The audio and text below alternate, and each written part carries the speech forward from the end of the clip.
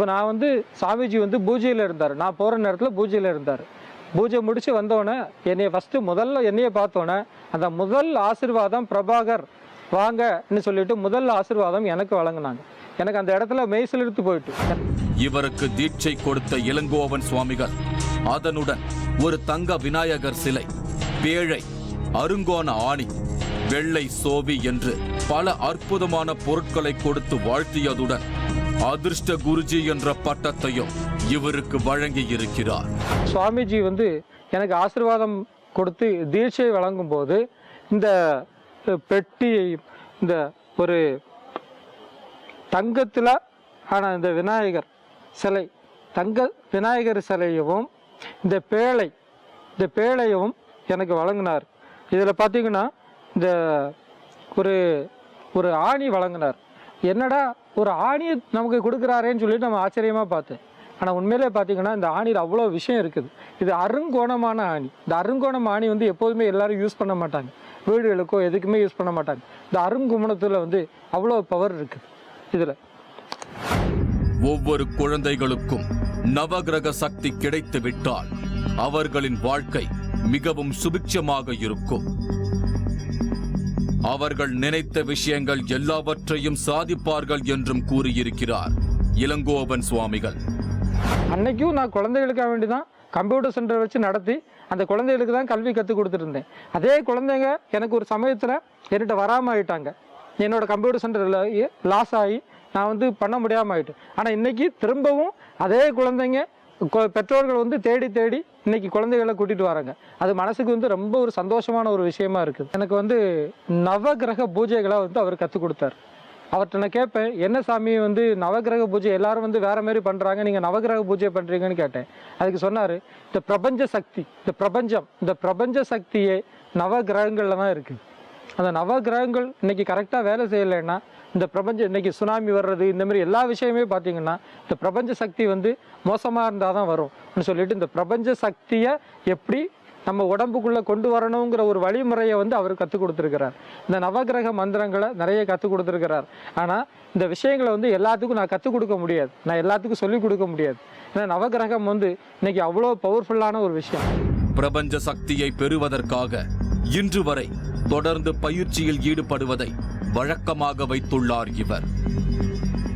முக்கடலும் சங்கமிக்கும் ஒரே இடம் கன்னியாகுமரி என்பதால் அந்த இடத்தில் பிரபஞ்ச சக்தி மிகவும் அதிக அளவில் இருப்பதாக கூறும் இவர் பௌர்ணமி மற்றும் அமாவாசை அன்று முக்கடல் சங்கமிக்கும் இடத்தில் கால் நனைத்து அங்குள்ள பாறைகளில் அமர்ந்து தியானம் செய்து வருகிறார். இன்னைக்கு கன்னியாகுமரியில வருஷத்துக்கு உள்நாட்டினர், வெளிநாட்டினர், வெளி மாநிலத்தினர்னு சொல்லிட்டு 5 கோடி பேர் வர்றாங்க. இந்த 5 கோடி பேர் ஒரு இடத்துல கூடுறாங்கன்னா அந்த இடத்துல உண்மையிலேயே ஒரு பிரபஞ்ச சக்தி இருந்தால் மட்டும்தான் அந்த இடத்துல இவ்வளவு கூட்டம் வந்து வர முடியும். அந்த முக்கடலும் சங்கமிக்கிற இடம் இதுதான். நான் பிறந்து வளர்ந்த ஊர் இந்த கன்னியாகுமரி மாவட்டம். அந்த சக்தி நான் தெரியாமலே இத்தனை நாள் இருந்திருக்கிறேன். ஆனால் எனக்கு அந்த சக்தியை சொல்லி கொடுத்தது என்னோட குருநாதர் இளங்கோவன்.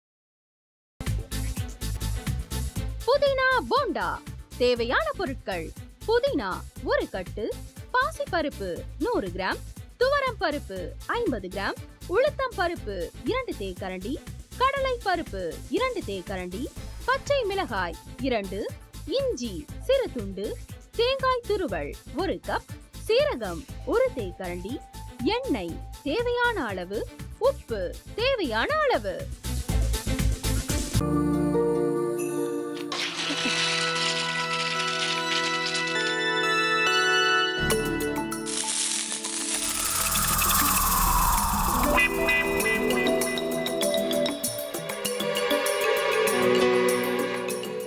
இந்த ஆம்லெட் பண்றதுக்குள்ள போதும் ஆயிடுது. தவையோட ஒட்டிக்குது.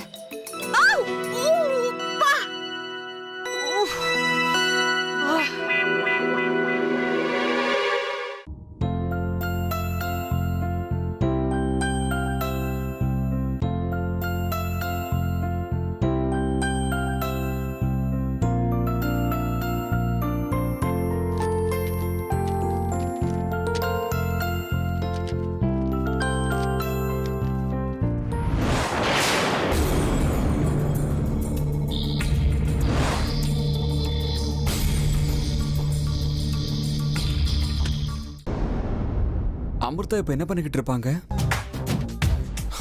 நாளைக்கு எல்லாரும் சேர்ந்து அவங்க வீட்டுல பொண்ணு கேட்கறதுக்காக போறோம்.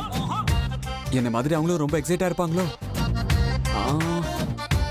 அதான் ஃபோன் நம்பர் இருக்கே, ஃபோன் பண்ணி கேட்டுடலாம்.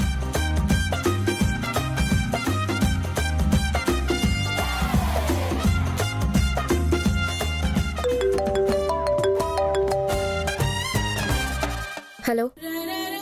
ஆஹா, தேன் மாதிரி உங்க வாய்ஸ் ரொம்ப ஸ்வீட்டா இருக்குங்க.